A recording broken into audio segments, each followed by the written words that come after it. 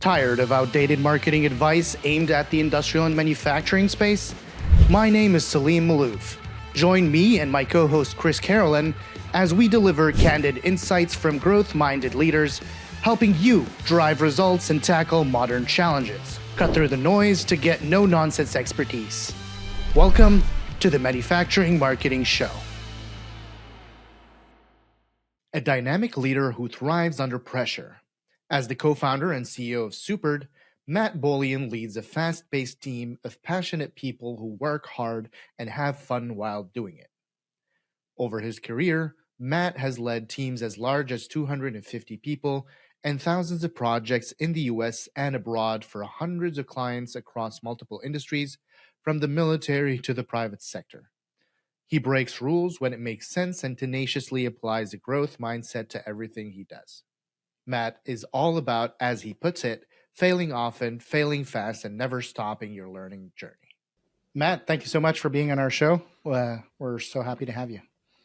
I am so excited.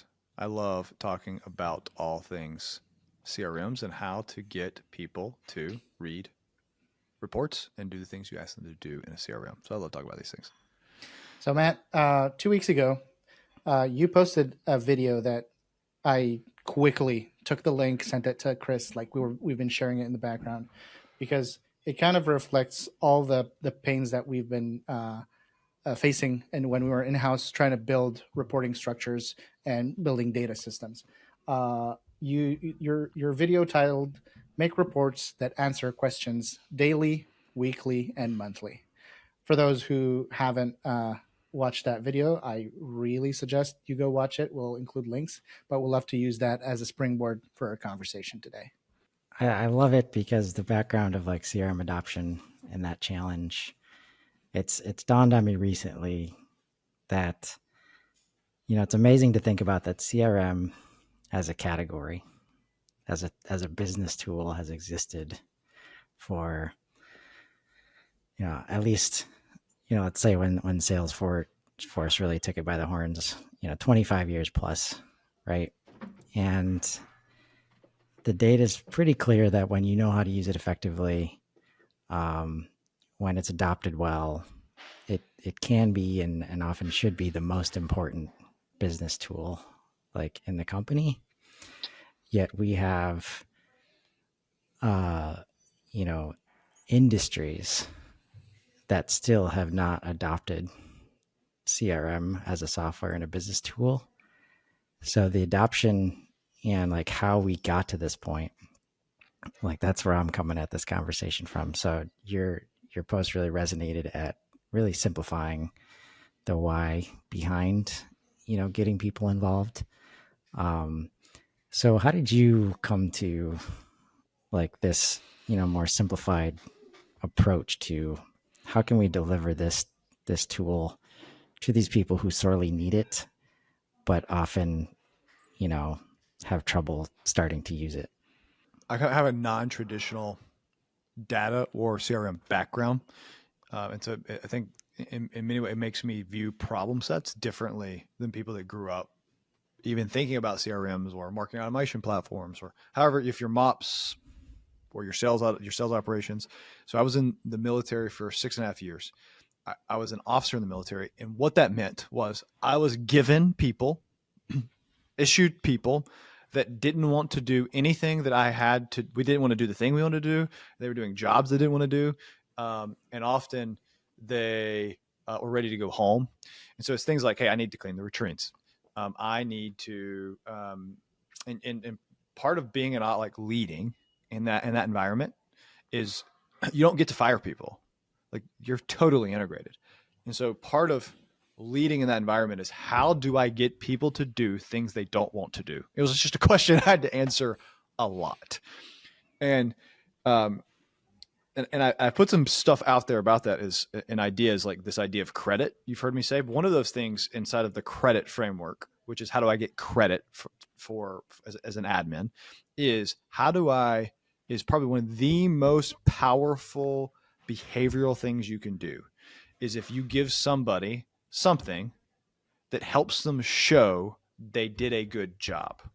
So from that thing, you can celebrate they can win, they can have, and you're saying you give them expectations. There's this whole like psychological difference that happens when you can do that. So that idea of when you're building a CRM, you have that psychological, is this CRM actually going to help my life? And the answer is no, it's not at the beginning. You're actually asking someone to say, hey, I need you to get worse at your job so you maybe can realize this hope that is a 6x return every time you have, like for the dollar that we spend.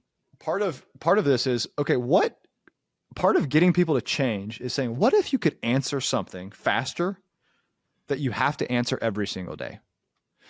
And anytime I ever built a CRM or think about a CRM, it's in that capacity. I need to answer, and I talk to everyone, what do you have to answer daily? What do you have to answer weekly? What do you have to answer monthly? And what if I can help you answer those things faster? And if you do that and you allow them to execute on that answering things faster, they will make the change. And if you don't, they won't adopt. They won't do the thing you want them to do.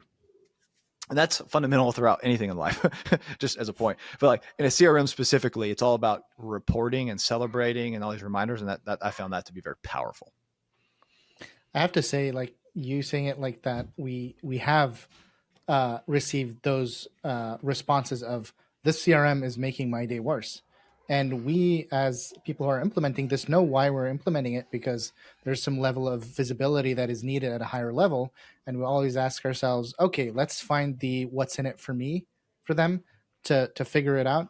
And a lot of times it's a tough question to answer. And you just saying it like that, like, yeah, it's making your job worse, but like here's some other aspects that might come back to you in an indirect way. It is an enlightening way to pose the question, because you usually dance around it. Yeah, even saying like, hey, everything you do the first time or any change you make, it's worse. You telling me it makes your job worse? Of course it does. I'm not even worried. I'm not here for that. My question is, are there things that we can do that if it works, that we can change and move? And so it's like, you have to set the hope, you have to give the answers, you have to acknowledge the pain. And so I usually acknowledge pain, give hope with the gain, and will they get on that bridge with you? And the way you give them the bridge and build the bridge is through answering reports daily and weekly to begin with. Did that click for you like right away as you started looking at CRM platforms? So let me give you an example of a problem set that I would have before I did CRM stuff. A problem set would be, Matt, I need you to, we are in Germany and we have to move our entire base for no reason, because just, like no real good reason, or like that I'm receiving. We have to remove our entire base, meaning hundreds of millions of dollars of logistics and every piece of cord, hundreds of computers, and we're going to move it to a different location. And you have to do that in a month. What?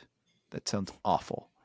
Will you please explain to me why we're doing this? Well, there's no good reason except that we, budget cuts and we're doing this. I'm like, okay, that's a problem. How do I get people to mobilize, except through authority, around this problem set? Okay, so when I was moving, that's hard. That's difficult. That's 20 hours a day work. So when I was moving, and I have found that creating measurable things daily, weekly, and monthly, and like the reporting up and down was the only way I could create sanity and like know what was happening, but also get adoption that it was occurring, delegate to people with trust, because you just can't move that fast. You have to give people trust to be able to execute on that. So when I moved to a CRM, it's different stakes. It's like I have a salesperson that doesn't want to put in the information because they think that, so there's like the background. And so when I approached it, the CRM was actually pretty easy. What I found the biggest issue with admins, and I think like bringing this from this military, especially in a manufacturing context, when people are a little bit harsher, they're often, they tell you exactly what they think, is admins also need to tell you exactly what they think. Hey, you didn't do that thing I asked. It would make your life better. You are deciding to make your life worse. Why will you not do it? I will literally allow you to answer. In fact, I'm going to get on this call with you. I'm going to do it with you. And when you're going to see what this looks like, I'm going to experience it with you. And our lack of ability to just be direct often doesn't allow us to, we know what to do, but there's like the how that matters a lot, which is this very direct, confrontational with the intent that I love you and I'm going to help you get to point Z. Anyway, so I hope that answers your question, Chris. Yeah, this is the first time these two connect together, but what you're describing is I've been in two organizations that have ISO 9001 quality management systems, and their audits sound exactly like that. Like, if you're not doing the thing that is needed for the audit, somebody will come to your office, or if it's remote, go on a video call with you, tell you to, hey, I'll show you how to do it. I will spend time to make sure that you understand how to do it. So next time we have this audit again, that it's not happening anymore. And that mentality is throughout in their operations and the delivery of the product. But for some reason, there's some a mental disconnect of okay, this rigor that we have in operations just goes away in pre-sale. And when the marketers decide to, hey, instead of leading with empathy, we're like, okay, we're in this together. This needs to be done. Help me figure out a way to get it done. It usually does not. You get the clash that you described. Yeah, I've done two different. I've ran, and there's more than this. I'm just gonna. I've ran in two different types of companies in manufacturing when I've been leading, say, a CRM change like this. And it happened with their go-to-market. Let's say they're making very large orders, that one order would define the next 2 years of their entire process. Thus, the relationship matters so much. Why would I'm just going to call them. I'm going to meet people. I don't need to put anything in a CRM. That's a waste of my time. That's one. And number two is they already have these large relationships, and you're just getting quota fulfillment, and they're coming in and you have to just constantly put quotes in and fulfill them very quickly. Why would I spend and waste time doing it when I could just do this via email, and I have a system that works via email and I can just answer things quickly? That's been I'm sure there's some others, but this has been my two, No, exactly. Two extremes. Now, I just want so everybody hears it is in both those instances, and sometimes they're the same thing, right? Because sometimes it's sort of in both those instances, a CRM is so freaking powerful. Because what if instead of one, you got two life-changing deals, especially when you change it to marketing? But you have no data to know what replicates. And what is scary and what salespeople, part of this is I'm going to expose the emperor will have no clothes, because I'm going to see how many calls you're making. I'm going to see how many activities you had, how many visits you had. And people just don't want that level of accountability. And so, and the other portion is operational driven, and it's hey, I have this thing that's worked for the last 10 years. Why would you change it? So when you're thinking about leading these changes, you have to be in the trenches with them, or they just will not follow you, because both of those, there is not enough pain in their current day-to-day to actually make a move. And that's why the industry hasn't changed. So you got to help them experience the pain themselves and be with them it's just manufacturing CRMs is a different animal, and it's important to have someone that focuses on manufacturing, because the pain's so specific in order to get adoption. Not only is the pain specific, but there's a high threshold for it, by these veteran sales guys, right? And I'm reminded of that now as I'm in charge of revenue. I am willing to go through my own, painful, lack of process ways, because I just want to get to the conversation, the relationship, and often what gets me to move is knowing that I need to communicate something to Selim, and we got to work together on this. And I could put it in 1,000 other places, but if I put it in the CRM, then, life gets better after that. So I think what you mentioned about getting in the trenches, first is just understanding that these guys have been doing this, guys or gals have been doing this for years. Their process has worked for them. And there is a certain amount of painful, process that they're willing to go through because they know it's gotten them results. It's a known quantity, right? And I love this approach of answering questions because that's not how I've been delivering, and just finding ways to, take out the randomness of it. Because what's always been interesting is every different person has a different eureka moment, especially when, I have most of my experience with HubSpot, but even on the same sales team, like one guy, the first time he sees an email template, like that's his aha moment. Another guy, it's the meetings tool, and they can all see this stuff at the same time. But, sometimes it takes to like the fifth or sixth time they see it, or they see it in the group setting, but it's not until the one-to-one setting that they actually like clicks for them.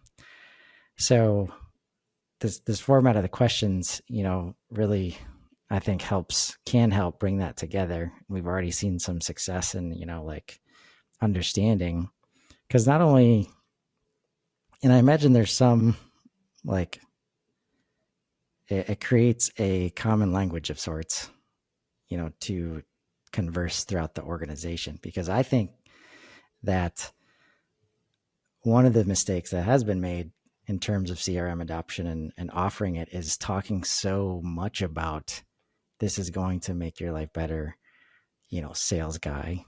You're going to save so much time, and now you're going to get to do all this. I had a guy tell me recently, like, just because it saves me 3 hours, that does not always equal 3 hours of more productivity, right?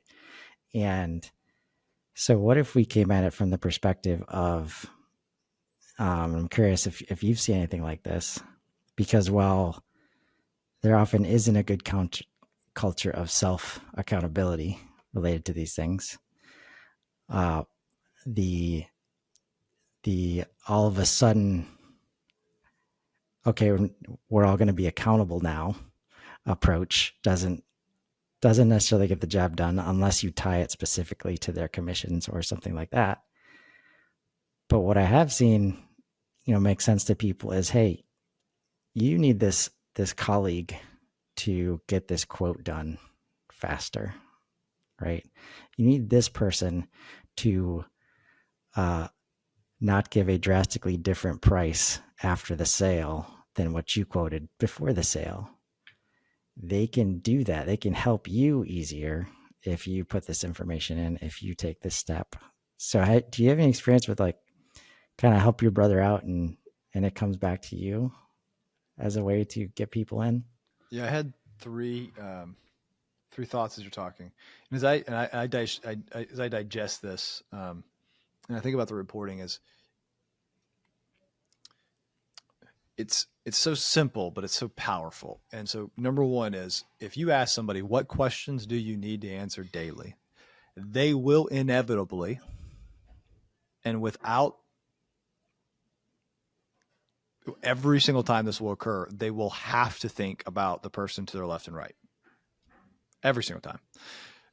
Because they're, and they'll, oh, well, the question I have to ask is, do I have the quote done? And by asking these questions, you're able to give them reports that help them do their job better and have more insight into their fellows. And so that's number one. As I had that thought, is I love how you position that and think about it. It allows you to see a bigger picture just by asking you, what questions do you need? Number two, they become invested. Is like, holy crap, I never thought I could have that question answered. Like, I just assumed that I had to live in ambiguity. And that's actually what's really crazy is it's actually these daily problems that cause more pain than these big, hey, am I hitting my target right now? No, I was like, man, I just need to know, is the quote freaking ready? And that's the most important thing I ever need. And if you do one thing, I'll do whatever else you say. And so this number two is, you will find that what is the question that matters the most, and they will light up. They will just get angry about this question. And you'll know, okay, that's what I'm focused on. But number three is you heard me say daily, weekly, and monthly. And that starts to weekly.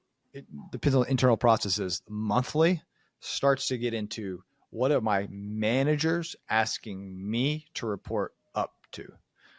And they will have some procedure, usually in Excel, about how I'm reporting on these things. And so I recommend never starting with those ever.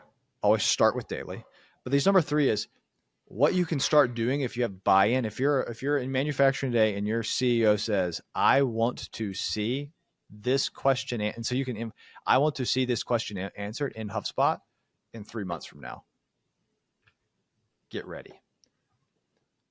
And so the number 3 is there's this power of top down, bottom up at the same time, just through asking questions, but also goes both horizontal. Oh, I did horizontal and vertical at the same time.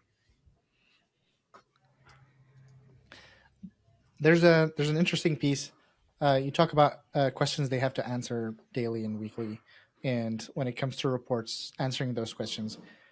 There was a couple of months ago, the product manager for custom reports in HubSpot did an admin hug, and she talked about report statements, like the one sentence that you have to build to be able to understand what report you need to build. And she had a key aspect of that statement is it needs to inform an action.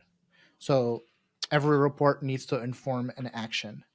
Have you seen that when you're asking these questions with the users and trying to do the research on figuring out these reports?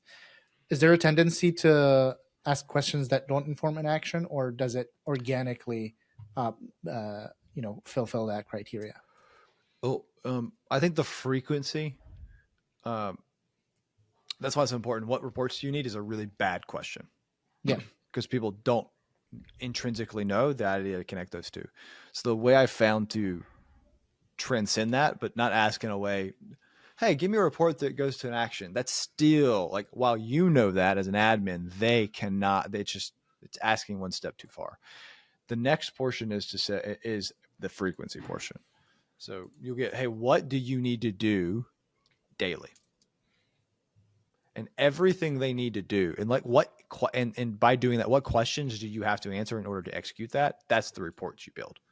Thus, it has to be done to an action. But asking the frequency is what allows the people to speak. If you ask the other way, you will get bad answers. I've even, if you go to a CEO and say, hey, gosh, what reports do you need? Hey, like, oh, well, I really want to know if sales is going to work. I want to know if I get my frequency. I really want to, you don't give them, you need to give people the canvas to paint on. And that's what that frequency does. Yeah, I have definitely seen that as an individual contributor. I never got a straight answer on what the reports that are needed. I think this is an important aspect of this. I've learned, this is another thing taking from military, and people, when you hear it, I think it's another counterintuitive idea. When people first hear it, that's not how you're supposed to do it. I do not, as an admin, I do not recommend starting any question you ask open-ended. Ever. So I have this protocol that I like to talk through if I'm teaching a new admin person. I say it's yes, no, why? Yes, no, why? So I'm like, okay, if I go, hey, Chris, do you want to grow this year? Yes. You want to grow your company? Yes. Perfect. How much do you want to grow by? Which is very specific. I can say yes, no. It's a binary question. How much do you want to grow by? 20%. This is the open up the question. And how do you expect that to occur? But watch me do this. How do you expect that to occur? Is that primarily through outbound, or is that primarily through inbound? Inbound. Perfect. Tell me how you're going to make that occur, and what is your plan to do that? So I went yes, no, how? So the more yes, no binary options you give people. So someone's coming to me and saying, if I'm talking to a new IC about operating, like, hey, I wouldn't say, hey, what are things you need to do daily? Like, I wouldn't ask the question that way. It's too open-ended. I would say, hey, because I would already know their business. Hey, I know that your day-to-day, you have to create, you are waiting on a quote. Do you need that quote daily, or do you need that weekly? It doesn't actually matter. I don't actually really need it. I do the quote myself. Oh, that's interesting. Like, so you see, like asking these questions, actually allows you to, if I came in and said, hey, what reports do you need to see weekly? It's actually not the right question to ask. Just to the point. This is yes, no, yes, no, yes, no, why?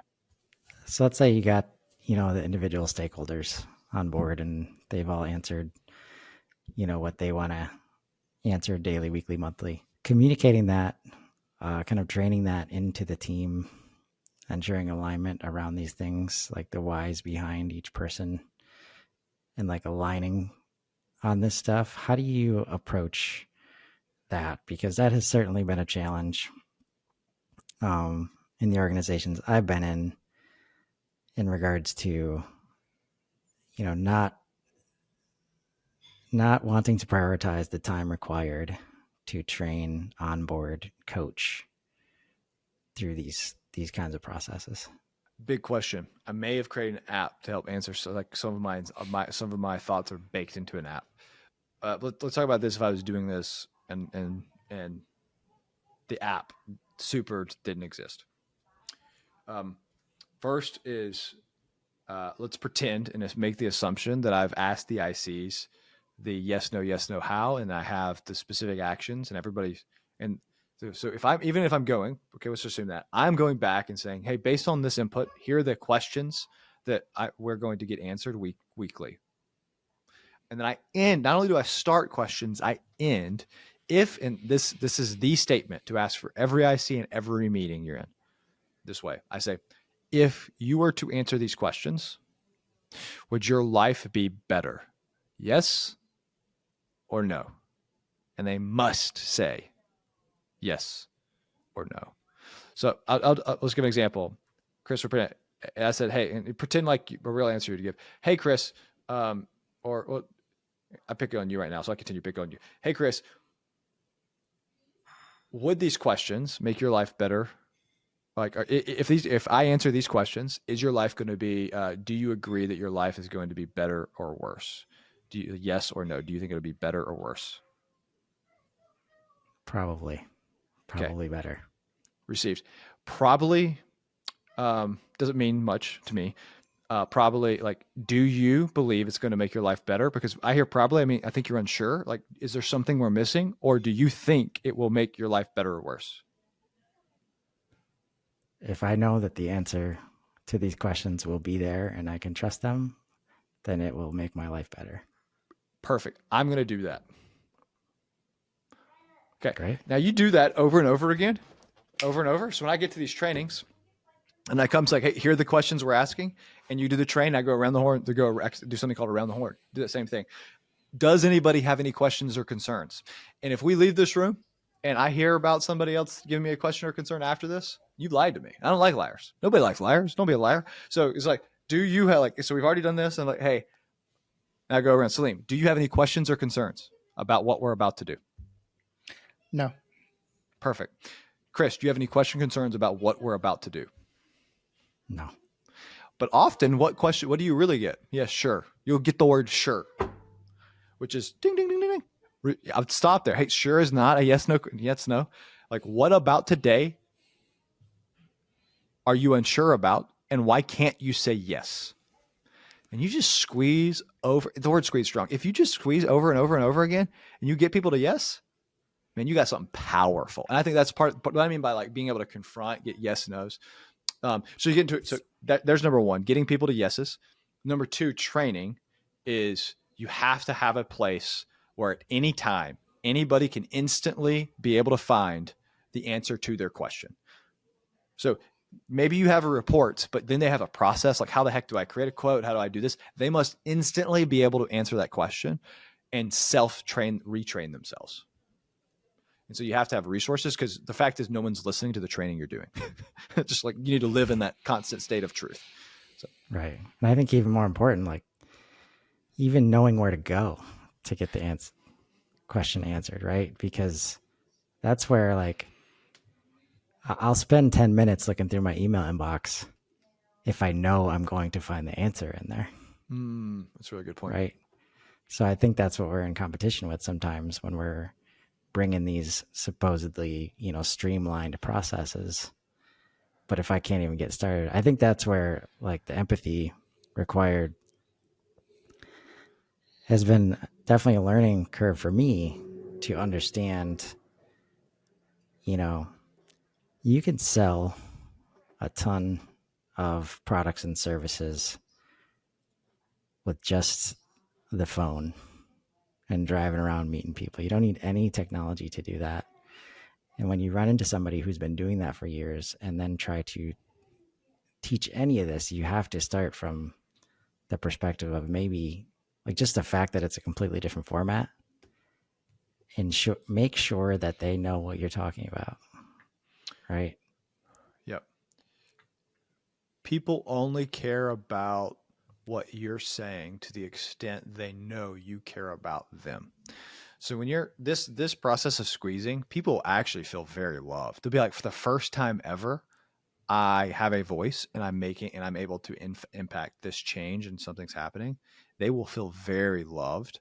And then when they have the question, you must, and this is next, okay, post deployment. Let's pretend it's deployed. It's here. This is the maintenance portion. CRM is a product, in my opinion, not a project. And so how do you maintain post deployment? How do you pay? And so you've made these promises, you have it, but something's just a little bit off, or I don't know where to find it. We must be able to instantly answer questions. So they must know, hey, I go to this drive, this Google Drive or this whatever you have, every time you have a question, and they're probably going to find it. So then they need instantly, who do they contact? And you must be right. This is most people say this is the worst part of being an admin. No, this is where you make your money. When they have a question, you must be able to answer the phone and answer it very quickly, and then show them where the thing was and why it's easy to get. And that's where the empathy happens. And so when they call you again, you're like, hey, did you check that thing I showed you last time? What's up? It's like, oh man, gosh, you're right. I'm so sorry. I won't do this again. Can you please just help me? I just really need it. You're like, I can help you, but you will not call me again because I love you and you need to be able to do this yourself. Like, yeah. Matt, your approach is very refreshing. As someone who's been, living in the industrial space for almost 10 years, the question of culture comes up quickly because you're in this organization. If you haven't been with these guys for, like they've been together for 15, 20, 30 years. Most of the industrial companies start with like two experts deciding, hey, we can do this better. They start doing it in the 80s, but today they have this big organization that needs all these systems. And revenue operations is not something that's typically a function that exists in these organizations. It's more siloed traditionally, like marketing operates on its own, sales operates on its own, service operates on its own. So this culture of like having revenue all under one umbrella is typically non-existent there. And then they understand that there's a need, to upgrade their systems, like catch up to the modern buyer. They hire a marketer. They are surrounded by RevOps professionals. They know like that this is how it needs to go, but they're still the marketers and are trying to instill change across organization in a position where there's two things. They're the new kid on the block. They haven't had the opportunity to build all of these relationships that these guys have like for 8, 10, 15 years. And also they're in their own silo and they don't have too much control over the other silos and are trying to, implement these systems. This is a tough situation, and I'm really interested to hear how you would approach it. I became director of marketing for a company called Connectivity Wireless, which in many ways is a reflection of this. It was this is another, it's not manufacturing, but it is a telecom, which is, you can almost call synonymous with manufacturing. It's a telecom company that put antennas in buildings so they could get better cell phone service. And the telecom industry was really built in the 70s and 80s. And then from there had a consolidation. So this is one of the things that was left, right? For these, they call them distributed antenna systems, DAS systems.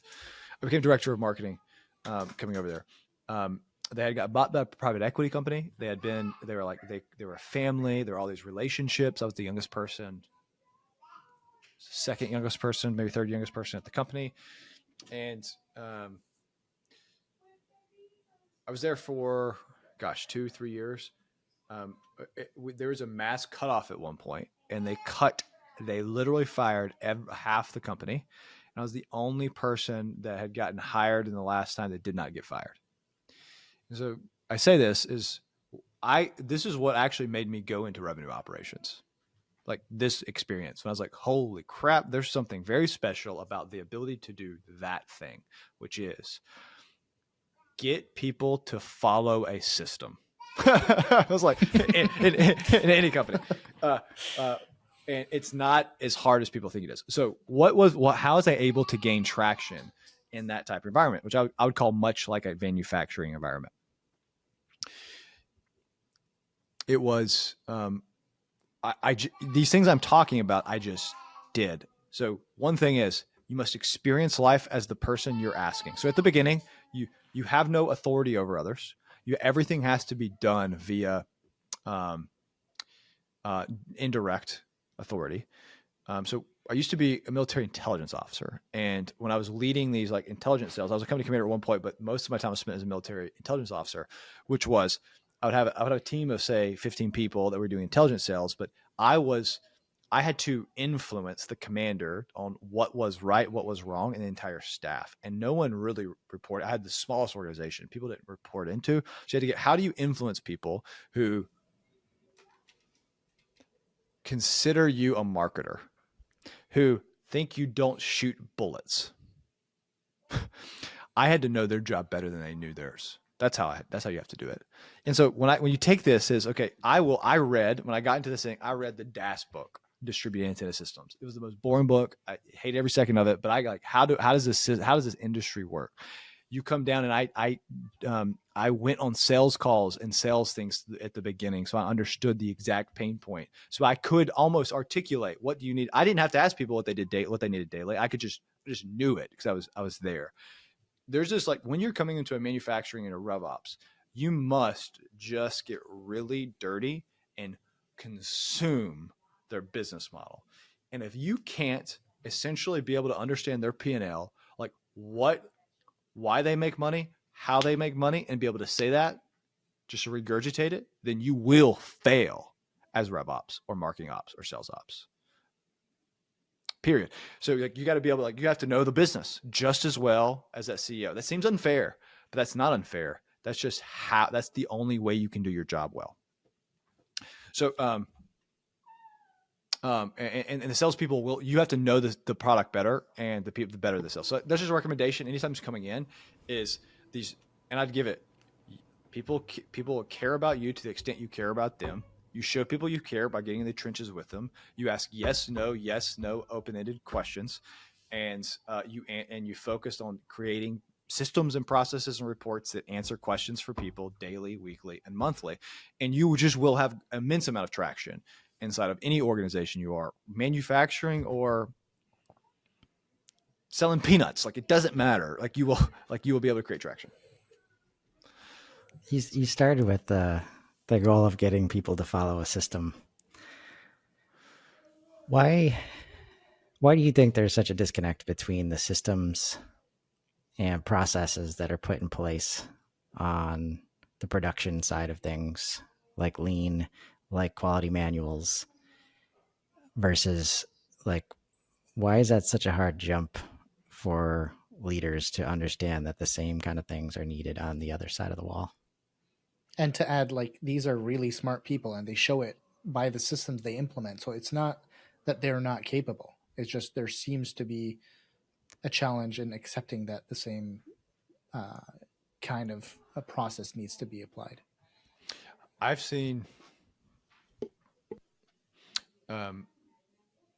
two aspects here. So number one is, we recognize change is difficult, but I would even say I don't see a need for the change from the top.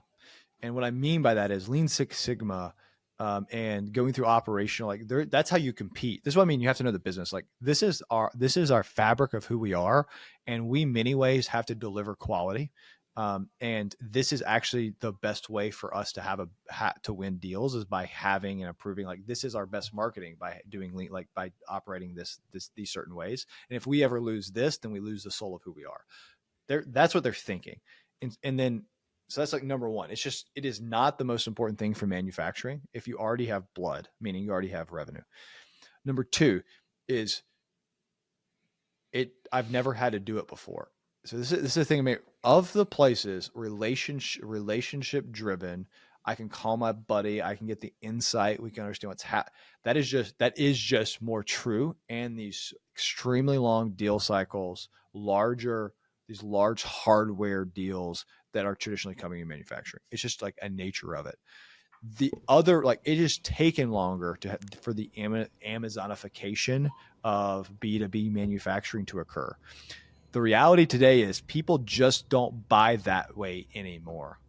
And they are having their 30-year-old, it's like, they're 20, like they're like, this is not how people are buying. They're retiring. That's not how people buy. The relationships they have are no longer as effective. They're not as deep. And even if they say it themselves, they Google, gosh darn it now. Like, so it's like, you can go find competitors easier. You can now squeeze people more with quotes because you can get quotes faster.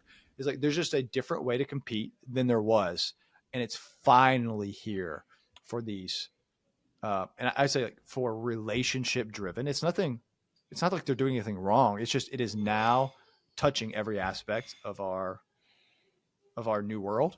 And that the last vestiges of that are these manufacturing, telecom specific, utility specific industries that haven't had to do it in the past. Yeah, I think I'm glad you put it that way, because the reason for the systems you mentioned, that's how they differentiated. I've heard so many, like, why they put the ERPs in to manage inventory and manage margin, like, right? And now, in order to have those relationships front and center, the same kind of systems are required to, the new differentiator of customer experience and customer relationships. Like, they don't care about that margin and inventory turning piece, right? And it's been interesting to see how quickly we kind of got rid of just-in-time manufacturing when you couldn't just-in-time manufacture anymore, right? So I think it's an interesting shift, and to get to why they have to do this thing they've never done before. It's not to replace human relationships.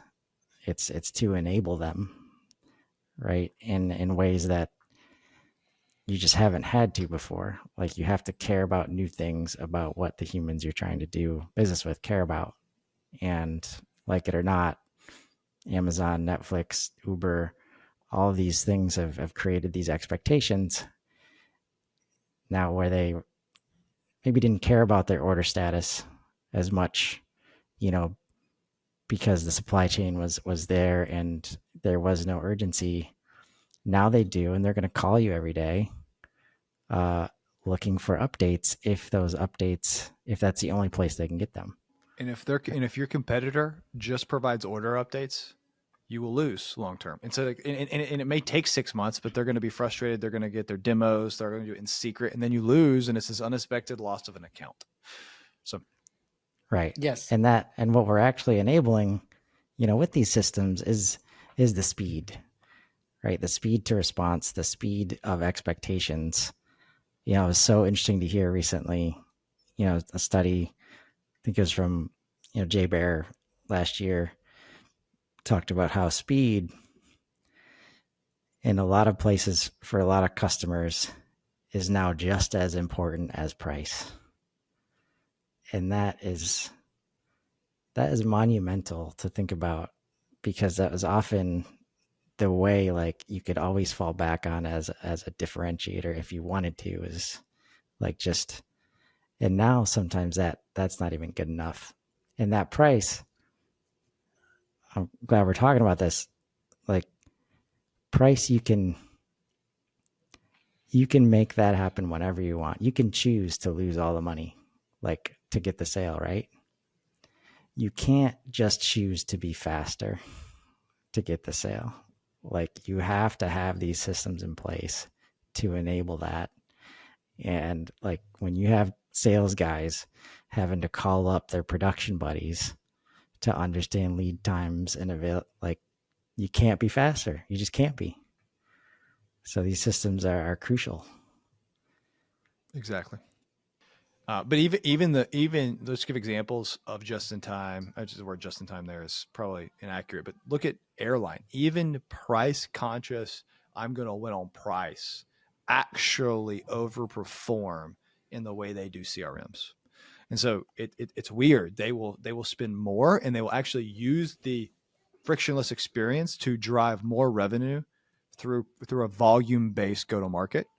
But you can only do volume based if you have speed, and so it becomes, and it's one of those counterintuitive portions that what is my competitive advantage now? And if you're going to do a price play, you actually need a customer service play. And there is no way to actually leverage that across organization unless you have a CRM like system that allows you to do it. Right. And I just want to clarify, on the sales side, it doesn't always mean speed to transaction, right? Most of the time, it's just speed to response, speed to understanding. Like, have you heard me? And this is not a play to get everybody to be Amazon. Amazon wins because they match customer expectations. If you're selling a $300,000, piece of capital equipment, there is unlikely to be a buy now button with no consulting, right? So we're not saying everything has to go e-commerce and sales no longer gets it. No, if it's a high dollar piece of equipment, the customer expects a consulting process, and you need to give them that consulting process at their pace when they want it. But the same sales guy cannot be expected to go through the same kind of process, the same kind of, quoting process often, to give that same customer their $500 replacement part, right? And that's ultimately, these systems just, it's becoming the only way. It is the only way to match, the modern buying expectations.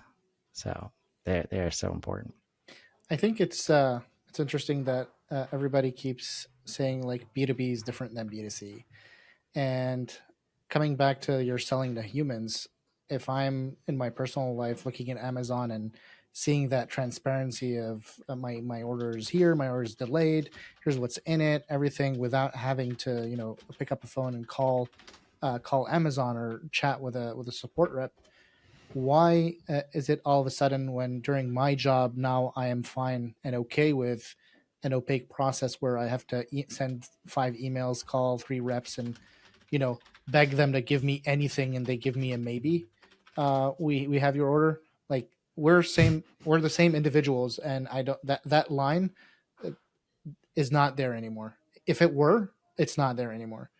It's very easy for me to open an app and call a taxi. Why is it easy for me to open your website and like just check on my order?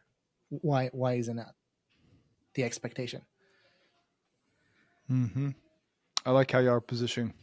There are, and this is, it doesn't mean buy now buttons for large pieces of equipment, but there are give me updates now, and there Yes. are B2C like behaviors and B2B like processes, and that is the thing that's driving the change, and it will allow people to win more, win faster, and be competitive differentiation long term for manufacturing companies.